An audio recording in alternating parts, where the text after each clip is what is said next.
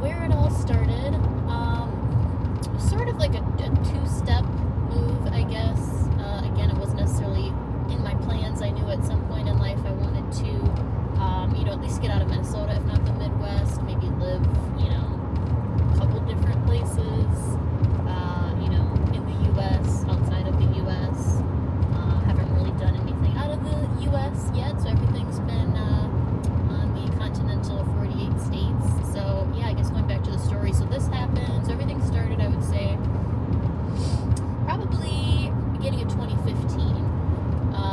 So a little bit more about me. So originally from Minnesota, the Twin Cities. St. Paul is the capital, and Minneapolis is the neighboring city. Hence why they call it the Twin Cities. And Minneapolis is larger. I don't know if it started off that way. I don't know all the history, but yeah. So it technically has more people, higher population, but they both have a population of about 1 million or so. Anyways, so it happened back in 2015. So I was actually engaged to be married, and so that might be also another story time video once we hit maybe 200, 250 subscribers. But yeah. So yeah, so I was technically engaged. I'd been living with the person. They had bought a house. Back in, I think it was like 2010, back when rates were, better than they are today. And so, yeah, it was someone that I worked with. We started off, as friends, and then it just naturally evolved. I feel like that's how it had been relationship-wise before that. I would say this was one of the most serious, if not probably the most serious relationships, just because I really got to know the person. I feel like lived with the person. Again, was engaged. There was a ring. I had planned a reception. All of that. And so, we were supposed to, I guess, have the wedding in May, and I decided somewhere, I guess, in January, somewhere prior to my birthday that year, that this actually wasn't the person. I felt like I was just kind of going with the flow, and they had brought up the idea of marriage before, but I was like, I don't really know, if I'm kind of there yet. But, again, it just kind of seemed like the right thing to do.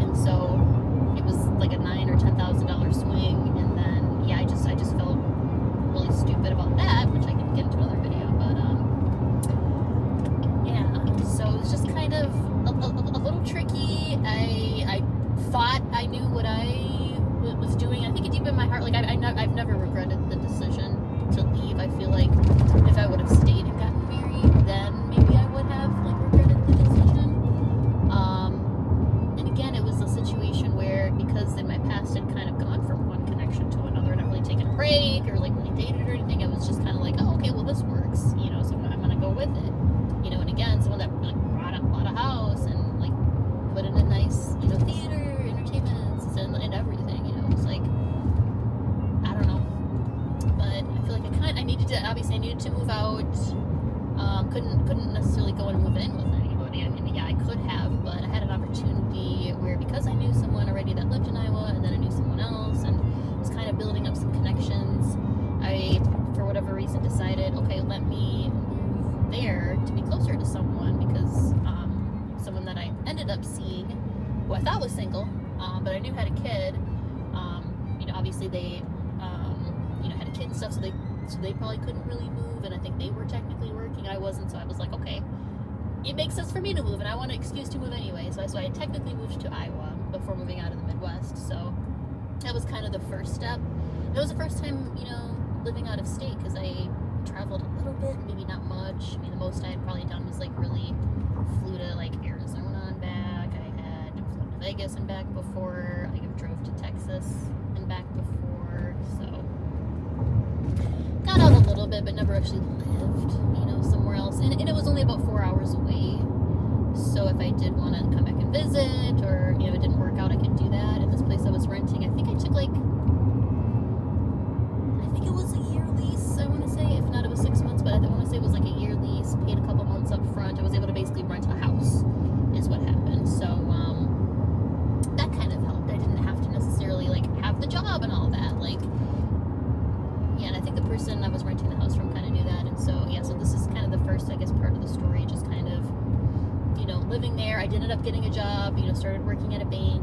I was hanging out with another friend that was originally from Iowa. She had moved to Minnesota. We met there, and then I guess she left, moved to Omaha or something like that. So I was kind of had people in the area. I don't know. Like I said, I was kind of starting to see somebody who I thought was single, and there was some red flags, but obviously I ignored those because I just didn't want it to be true. So I was like, well, let me just give this person a chance, because I know when people have baby mama, baby daddy, obviously inherently there's going to be some drama, confusion, maybe a little bit of masking. I don't know. Like I said, I don't know if I was 1,000% honest with this person when I met them either. They probably thought I was completely single, but I was kind of getting out of something. So anyways, I was just trying to follow my heart, do what I thought was right, you know what I mean, just kind of get out, and I kind of wanted a new adventure, it was kind of starting from scratch. I was like, okay, well, let's just see how this goes. I was really into this person. I'd actually met them online.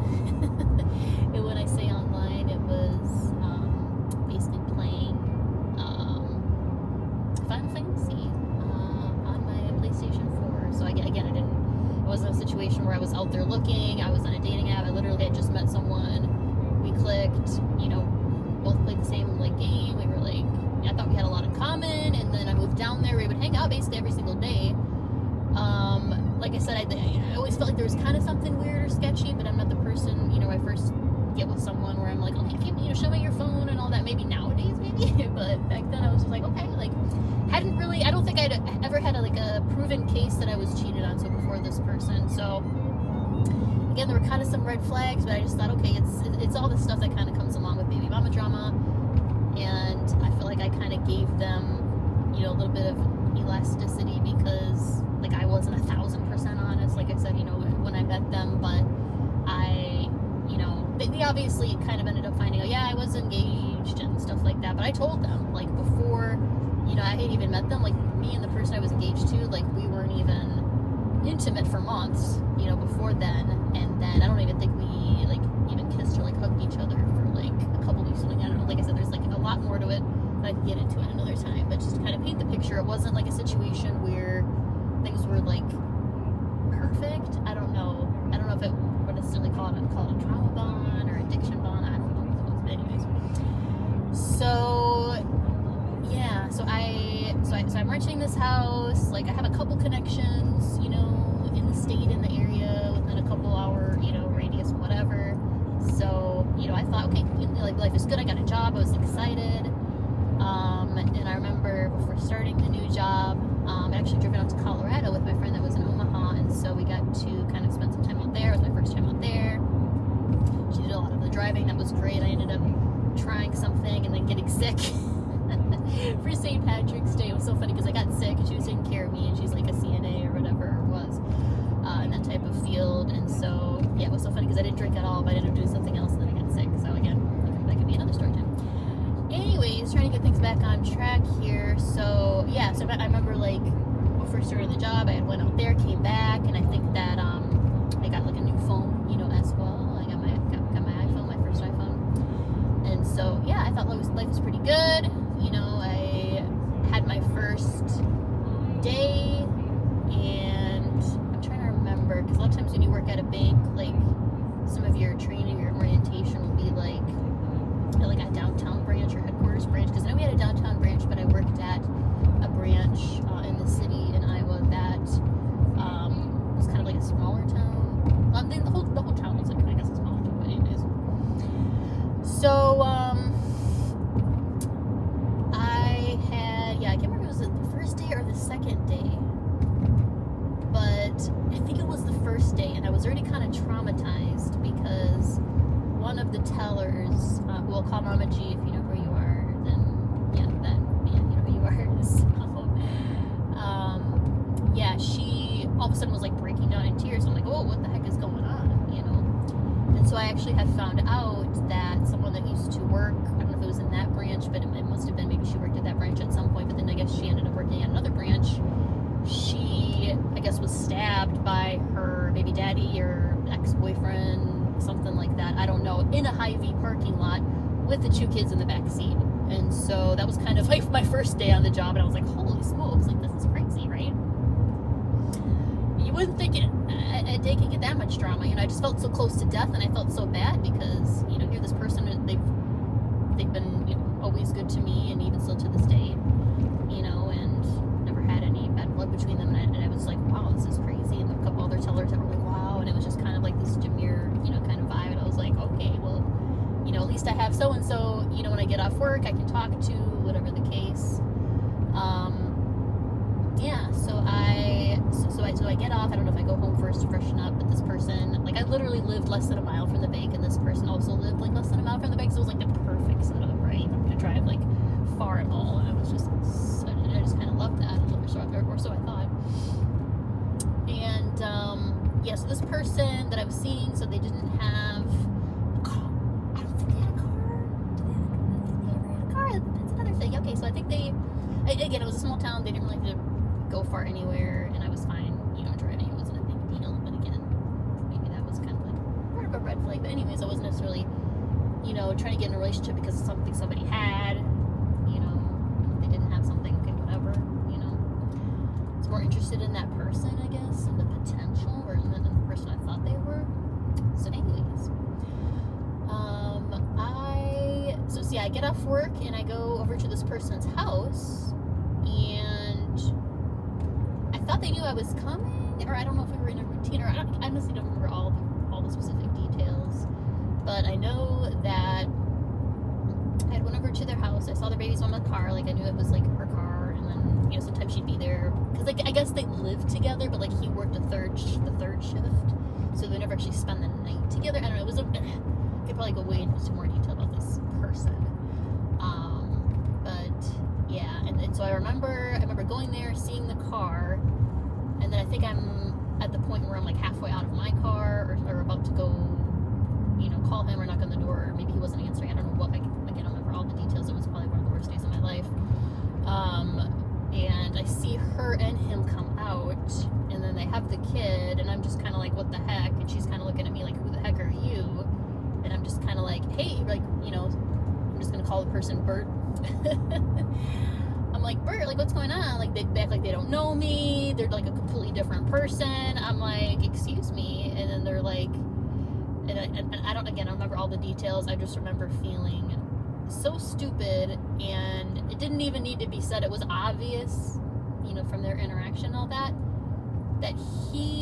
I wasn't his girlfriend, and he wasn't mine. He was someone else's. And the way he would, and I remember the last second he kind of looked in my eyes before he got in her car, it was kind of almost this look like, sorry, like, you know what I mean, it is what it is type thing. And I was just like, okay, here I go, I move all this way, you know, in a way for this person, because like I said, I didn't really know anybody else there. That person knew I was, you know, coming to be with them, blah blah blah. Like, I thought they were single, that they didn't have anything to do really with their baby mama. Like, obviously that's kind of like the other one piece of advice here, is to try to get to know that person, and don't make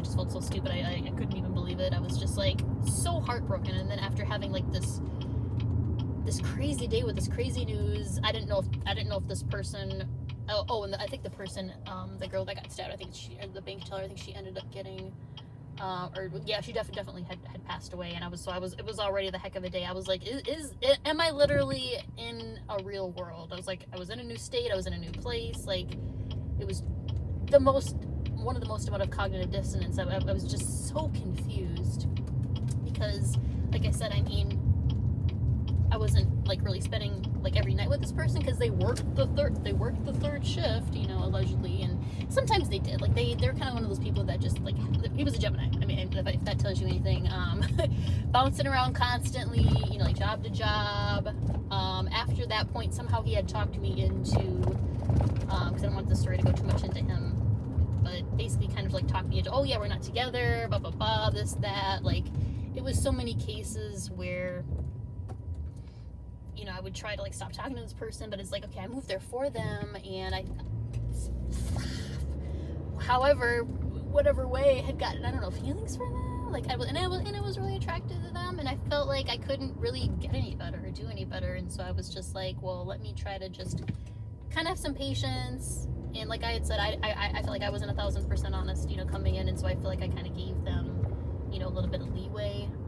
But after that, I would just constantly find like him texting other girls, and just, again, there was always a reason, and I just kept like forgiving him. I don't know. It just got so exhausting. It got so annoying. And then there was one point where, and I was still working at the bank, mind you. I remember I had to go in that next day it was like downtown, and I remember going over, like, just having to do the training. Imagine starting a new job like you've never done before. You have to learn all this stuff, and the only thing you can think of is that somebody just got murdered in a parking lot yesterday, and you've just got your heart completely obliterated. You found out that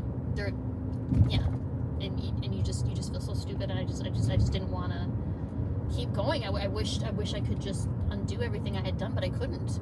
And because I had miscalculated, you know, with the taxes, you know, thought I was going to be getting like $4,000 back or $5,000. Turns out I had to pay almost $5,000. I was always a person to never have credit card debt, never like have balances or anything, and then all of a sudden I did, because like I miscalculated. I messed up. I had been the financial advisor. I had been the person that, you know, was always giving advice and stuff like that. So to finally actually be that person, and then it was just a very surreal feeling. And yeah, it was probably about a year that went by. Had made some other friends. Again, I was still playing Final Fantasy. Actually, I met someone else, and they kind of knew the whole story. And I think they were kind of with someone at the time. They were like living with somebody, but I don't know. It was a little confusing too. It's really hard. And the one thing that made me comfortable with this person is because we would literally talk and play the game every single day together, which probably sounds a lot like this first person, but like he would go AFK, and I know sometimes he would fall asleep, because that's how I was able to get into his phone and see the messages, is that he'd always be asleep, and I'd be able to go, you know, in the house, and he knew I was coming, so it wasn't like breaking in or anything, and I'd go through the phone, and I don't even know if he had a password open. Sometimes like he'd be in the middle of a text message and he would just be passed out, and yeah, I never knew like if he was on something. Like I never saw him drink or smoke, or like, you know, like he might smoke cigarettes, but like as far as I knew, he wasn't like on anything else. And I was probably too young to even be able, or wasn't the youngest, but I was probably too young to even really be able to tell or even know like what to look for, to be honest with you.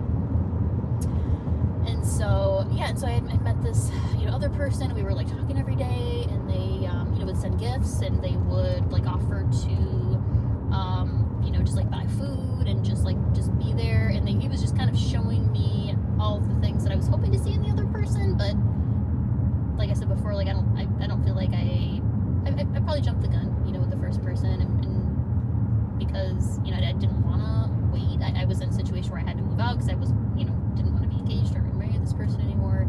Didn't really have anywhere else to go. I guess I could have stayed in Minnesota, but I just thought that this was logical, and it like felt right, and I wanted to follow my heart. And so yeah, but with this new person, I was like, oh, okay, well, you know, instead of me, because like it kind of got to the point where we kind of wanted to meet each other. We kind of knew what each other looked like. I think we did a FaceTime, but it was mostly just like, you know, sending pictures, just again being on voice chat, like playing Final Fantasy, like raiding. If you know anything about that, like, you know, you definitely build a bond, you know, with somebody. You get to see like their ugly side, and but I don't, again, you don't really know someone until you live with them. So that this person came out to visit me in Iowa twice. You know, took me out to eat, like bought me stuff, was like showing that they could be the partner that I thought I was going to get in this other person. And and I flew out to Maryland to see them because they lived kind of close to Delaware, like the eastern shore of Maryland. And so I was out there. I visited. They took me on a helicopter ride. Like I was like, okay, cool. You know, I knew they had a dog and stuff. And when I was there, I think I ended up being allergic to the dog.